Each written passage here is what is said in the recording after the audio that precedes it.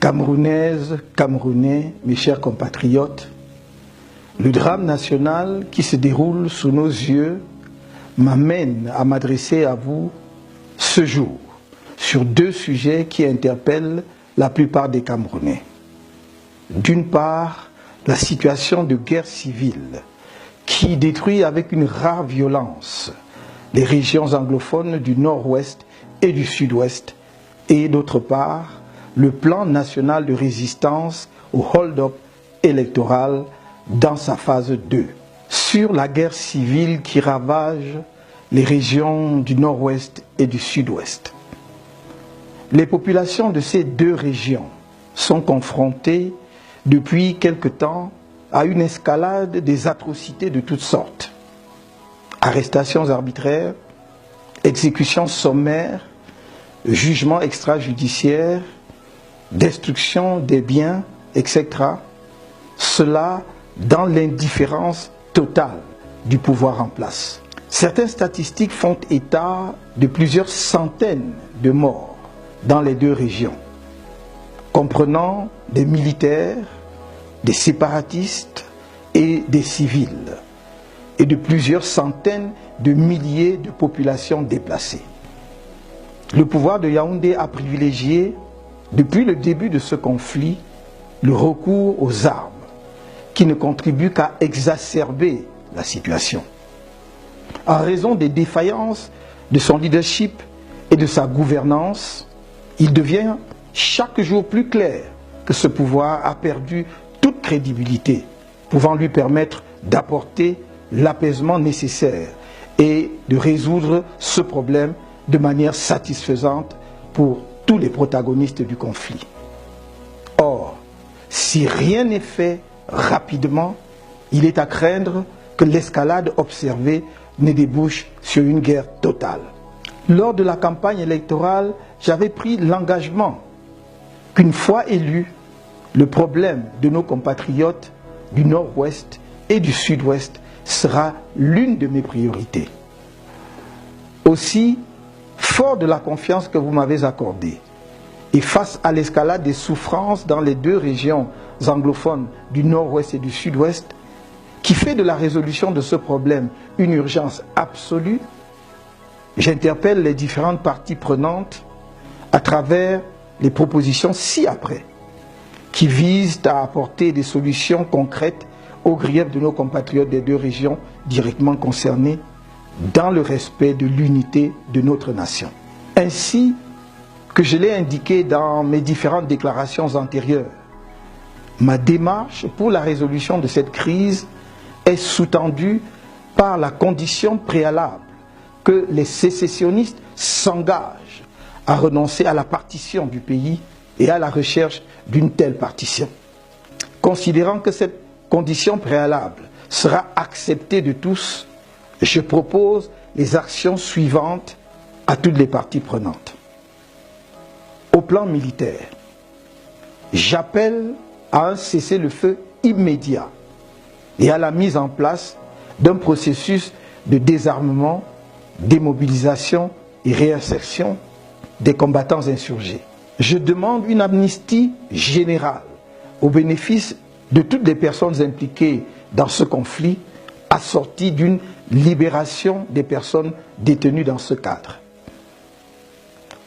Au plan humanitaire, j'adresse un message de profonde compassion aux familles des personnes décédées dans le cadre de ce conflit fratricide, notamment parmi les forces de défense nationale et les populations civiles. Mes prières accompagnent également les victimes blessées et leurs familles. Face aux atrocités subies par les populations des régions concernées, des mesures urgentes s'imposent. Dans cette optique, j'adresse aux populations du nord-ouest et du sud-ouest un message d'encouragement et de solidarité dans leurs souffrances et les exhorte à se préparer à regagner leurs villes et villages dès que les conditions seront réunies à cet effet. Je voudrais vous assurer que des initiatives sont prises dès à présent en direction de la communauté internationale pour arrêter le conflit et les atrocités qu'il entraîne. Des mesures seront prises pour la compensation des pertes des biens liés à ce conflit, y compris la reconstruction des maisons détruites et l'allocation aux victimes des pertes de dotations financières pour leur permettre de démarrer leurs activités. Je demande que des dispositions soient prises dès à présent pour aller chercher nos compatriotes réfugiés au Nigeria du fait de ce conflit, d'une part, et pour ramener les populations qui ont trouvé refuge dans les forêts, d'autre part.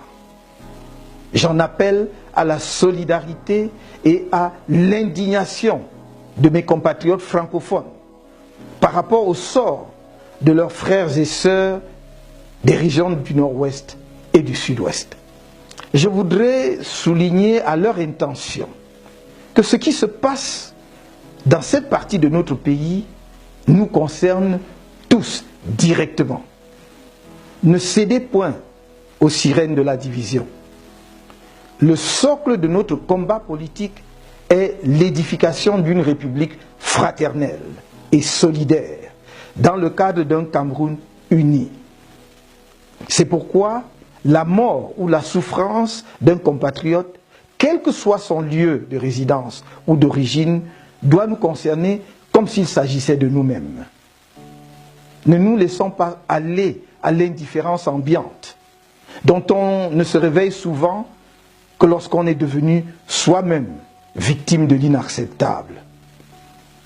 Dans cette optique, je crois qu'il est plus que temps de prendre des initiatives concrètes de solidarité avec nos frères et sœurs anglophones. Aussi, je demande aux populations des régions francophones du pays de mettre en œuvre avec engagement et détermination les mesures suivantes. A. Pour le reste du mois de novembre et jusqu'à la fin du mois de décembre 2018, d'observer une demi-journée sans activité. Villes et villages morts, tous les lundis, à partir de 13 h, afin d'amener le pouvoir à prendre, sans plus tarder, les mesures significatives nécessaires pour engager la résolution de la crise qui ravage les régions concernées, en sorte que les populations de ces régions passent les fêtes de fin d'année dans leurs familles. Les Camerounais de l'intérieur et de la diaspora sont amenés à manifester leur solidarité la plus généreuse envers les familles des régions du Nord-Ouest et du Sud-Ouest, particulièrement touchées par le conflit en cours, par des dons, notamment en denrées alimentaires, vêtements, argent, etc., afin que ces familles passent des fêtes de Noël et de fin d'année moins difficiles. Les dons doivent être envoyés à la fondation Aya, Aya Foundation, dont le responsable est M. Abine Aya Aya. L'adresse de la fondation est mentionnée en bas de votre écran. B. Du 1er au 15 janvier 2019, si aucune mesure significative pour résoudre la crise anglophone n'est prise par le pouvoir, la durée des villes et villages morts sera étendue à une journée entière, tous les lundis, comme dans les régions anglophones. C. À partir du 16 janvier 2019, si le pouvoir persiste dans l'option militaire et le refus de toute initiative politique pour régler la crise dans les régions anglophones du pays, j'appellerai les Camerounais de toutes les régions et jusque dans les moindres villages à de gigantesques marches pacifiques tous les samedis. Car, bien que mon souci constant soit d'épargner les vies des Camerounais, nous ne pouvons laisser sans rien faire que continue de couler comme un torrent le sang de nos compatriotes, pour la plupart d'innocentes et paisibles populations, ou de nos soldats de toutes origines régionales, embarqués dans une sale guerre. Que le régime nous tue tous, s'il le veut. Mais nous ne nous bornerons plus à des propositions dont il se moque complètement. Nous allons agir jusqu'à ce qu'une solution politique adéquate soit apportée à cette crise. C.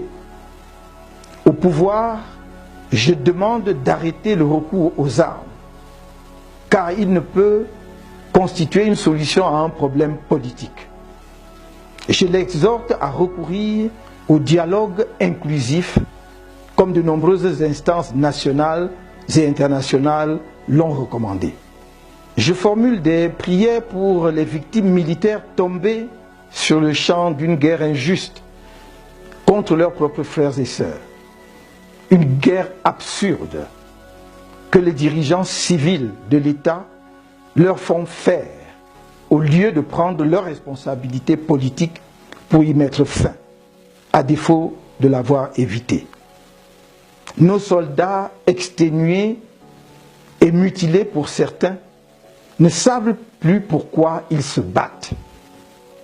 Amener des soldats camerounais à tirer sur les insurgés camerounais avec un armement sommaire, voire dérisoire, ne peut être un but de guerre suffisamment motivant pour ceux qui sont amenés à sacrifier leur vie. J'exhorte les éléments des forces de défense nationales à s'abstenir de recourir à une violence disproportionnée contre leurs propres compatriotes. À nos compatriotes qui ont pris les armes dans un dessein sécessionniste, je voudrais dire que j'entends fort bien leurs griefs contre le régime au pouvoir, lesquels ont pu les amener à une telle radicalité.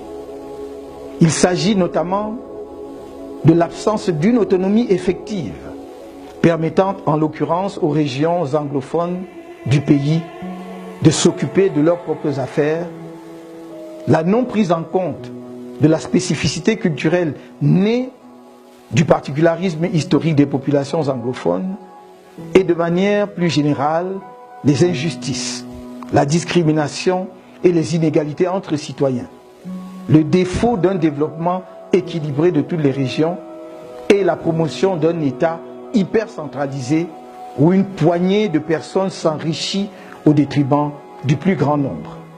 En revanche, je ne saurais approuver leur démarche, consistant à causer la désolation et le deuil parmi nos frères et sœurs des régions du nord-ouest et du sud-ouest et à rechercher la partition de notre cher et beau pays, le Cameroun, magnifique œuvre commune des anglophones et des francophones. J'engage l'État, une fois acquis le cessez-le-feu, à ce que des mesures économiques soient prises pour permettre aux combattants de démarrer des activités génératrices de revenus ou de s'insérer décemment dans la vie socio-professionnelle dans le cadre de l'opération désarmement, démobilisation et réinsertion. À la communauté économique des États de l'Afrique centrale, l'Union africaine et aux Nations unies, je leur demande d'accorder l'attention voulue et la priorité nécessaire à une résolution urgente de la crise dans le nord-ouest et le sud-ouest du Cameroun. Combien de morts, de réfugiés, de veuves et de veufs, d'orphelins supplémentaires faut-il pour que vos organisations respectives posent un regard compatissant sur la tragédie qui accourt dans les régions anglophones de mon pays. Quelle que soit la qualification juridique qui sera retenue ultimement, les atrocités qui y sont commises sont des crimes parmi les plus graves identifiés par la communauté internationale et lourdement sanctionnés parce qu'ils bouleversent la conscience humaine. L'escalade en cours dans cette crise pourrait engendrer une situation d'instabilité économique, sociale et politique dans la sous-région d'Afrique centrale. aux pays amis du Cameroun, je voudrais rappeler que l'histoire des conflits récents enseigne que l'indifférence et l'attentisme sont de graves erreurs dans la résolution des conflits. Ils aboutissent généralement à des catastrophes humanitaires dont on aurait pu faire l'économie si l'on en avait pris conscience à temps pour agir par des mesures préventives et politiques. Ces pays amis ne doivent donc épargner aucun effort pour aider le Cameroun à mettre rapidement un terme au massacre en cours dans les régions anglophones du pays avant qu'il ne soit trop tard. Sur le plan politique, il convient de reconnaître que la crise qui sévit dans les régions du nord-ouest et du sud-ouest provient du refus de prendre en compte leurs spécificités historiques et culturelles, conséquence de la double administration britannique et française sur le Cameroun à l'issue de la Première Guerre mondiale. Cette myopie, qui constitue un motif essentiel sous-jacent des griefs des populations anglophones, a entraîné, faut-il encore le rappeler, la marginalisation des régions anglophones dans le processus du développement économique, politique et culturel du pays, et plus récemment dans le processus électoral.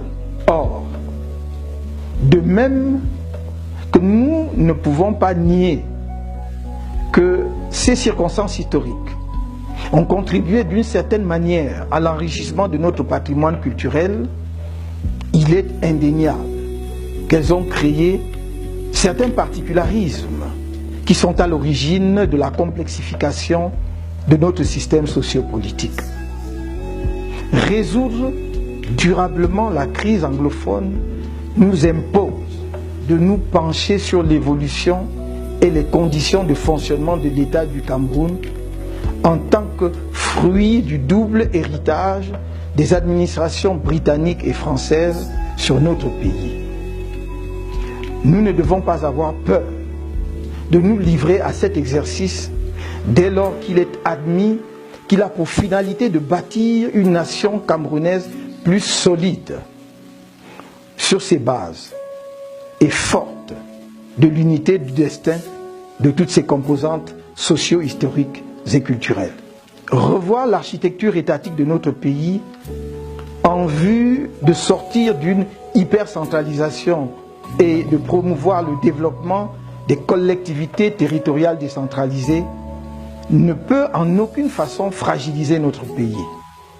Cela ne peut que le renforcer en accélérant le rythme de son développement, grâce notamment à l'épanouissement des régions qui en deviendraient les moteurs.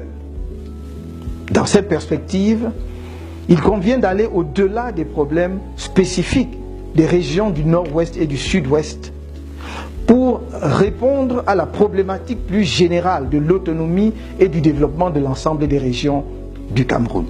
Dans cette optique, je m'engage à réaliser dans les meilleurs délais, en tout cas à l'issue du dialogue inclusif, l'indispensable réforme de l'État pour une prise en main effective par les régions de leur développement, l'État central devant veiller aux grands équilibres en la matière. Afin de répondre aux attentes spécifiques des régions anglophones d'une part et à l'exigence de la réforme de l'État pour une large autonomie de l'ensemble des régions du pays d'autre part, les initiatives suivantes seront lancées. A. La mise sur pied à très court terme d'une commission vérité et réconciliation visant à informer la mémoire collective et à recréer les conditions de confiance entre les compatriotes anglophones et francophones et entre les populations des régions meurtries et l'État. B. La mise en place à très court terme d'un cadre de dialogue inclusif visant à recueillir les préoccupations de toutes les parties prenantes ainsi que des propositions de solutions. C. La création d'une mission spéciale pour un développement régional équilibré avec un mandat limité dans le temps. Cette mission spéciale, multidisciplinaire, devra procéder à l'inventaire et à l'analyse des expériences des différents pays qui ont été confrontés à une situation similaire à celle du Cameroun, proposer une évaluation comparative des solutions en termes d'avantages et d'inconvénients, ce processus devant permettre à notre pays d'adopter les meilleures pratiques en la matière de manière à éviter les écueils que d'autres pays ont pu expérimenter avant le nôtre. D. L'octroi de compétences spéciales aux régions du Nord-Ouest et du Sud-Ouest pour une prise en compte effective et efficiente de leurs particularités dans des domaines convenus. Sur la phase 2 du programme de résistance nationale au hold-up électoral, il y a quelques jours, de retour du siège de l'Union africaine à Addis Abeba, je me suis arrêté à Douala pour rendre visite aux résistants cassés par la machine sécuritaire du régime lors des marches pacifiques du 27 octobre, visiter le siège régional du MRC qui avait été endommagé par les forces de maintien de l'ordre le même jour et exhorter les populations de Douala à se mobiliser massivement le 4 décembre pour soutenir les résistants qui sont traduits en justice pour avoir dit pacifiquement non au hold-up. Après le bref message que j'ai délivré à cette occasion, certains ont annoncé bruyamment la fin de la résistance nationale et la reconnaissance par moi de la victoire du président sortant fabriquée par le Conseil constitutionnel. Laissez-les à leurs illusions. Leurs tentatives de déstabilisation de la résistance nationale sont peine perdue. Je vous ai dit à Yaoundé, le 6 novembre dernier, que la résistance nationale ne faisait que commencer. Je vous ai dit à Douala, le 19 novembre, de rester mobilisés, car la résistance continue. Je vous le redis aujourd'hui, la résistance au hold-up électoral se poursuit. Elle s'enrichit dans ses formes d'expression. La diaspora camerounaise en est aujourd'hui un des porte-flambeaux et l'action internationale s'approfondit. Je vous ai dit que je ne souhaite perdre aucun parmi vous. Je vous le réitère aujourd'hui, car organiser une manifestation pacifique non au hold-up requiert méthode et préparation. Et parce que je ne veux perdre aucun d'entre vous, je vous exhorte de nouveau, au plan interne camerounais, à ne rien organiser qui ne soit autorisé par le plan national de résistance ou par la coalition, qui se fait un devoir de veiller à ce que les résistants au hold-up électoral n'y laissent pas leur vie. À chaque phase de la résistance, la coalition arrêtera les mesures à mettre en œuvre après évaluation de la situation. Gardez à l'esprit que le but ultime du plan national de résistance est la restauration de la vérité des urnes au soir du 7 octobre. Cette vérité qui fait de moi le président élu de la République du Cameroun. À ce titre, toutes nos actions ont jusqu'à présent concouru à ce but et continueront d'y concourir. La résistance ne s'arrête pas. Au contraire, elle se densifie et gagne en puissance, car ses rangs ne cessent de grossir et son organisation s'affine chaque jour davantage. La phase 1 était celle du démarrage, permettant aux Camerounais de réapprendre à faire preuve d'altruisme en s'intéressant les uns aux autres. à s'engager de nouveau bénévolement pour la patrie et à faire foule dans la sauvegarde de celle-ci. Le plan national de résistance est le foyer dans lequel le patriotisme camerounais peut trouver un nouvel élan. Il est le cadre de la lutte contre l'oppression et le tribalisme. Il se fonde sur une démarche pacifique et le respect de la Constitution nationale, car la résistance nationale n'est pas l'insurrection nationale. Les graves violations constitutionnelles déjà présentes pendant le processus de l'élection présidentielle d'octobre et réitérées durant le contentieux électoral ont franchi un nouveau palier avec les répressions sauvages des manifestations pacifiques non au hold-up. Le non-respect des libertés et droits constitutionnels des citoyens camerounais engagés dans la résistance en est une preuve, puisque les manifestations publiques, qui plus est, pacifiques comme les nôtres, sont garanties par la Constitution camerounaise. Une autre preuve est le recours systématique à la torture et l'usage d'autres formes de violence telles que les sévices corporels par les forces de maintien de l'ordre sur des manifestants pacifiques. Du reste, au regard de la Constitution camerounaise, comment comprendre autrement que comme une manifestation de l'arbitraire du pouvoir les poursuites pénales engagées contre certains résistants pacifiques en ce moment? Sachez que, sans surprise, la deuxième phase du plan national de résistance montrera que ces violations constitutionnelles se prolongent par des violations des lois ordinaires, par le régime sortant et, de fait, sorti par les urnes. Imprégnez-vous donc de la phase 2 de notre plan national de résistance. Suivez attentivement ce plan dans ces deux nouveaux points qui enrichissent ceux de la phase 1, en sachant que nos actions visent des objectifs stratégiques précis. Faites-nous confiance, à moi-même et à la coalition. Je vous le redis, je ne vous abandonnerai pas, je ne vous trahirai pas, car je sais, plus que quiconque, qu'ensemble c'est possible.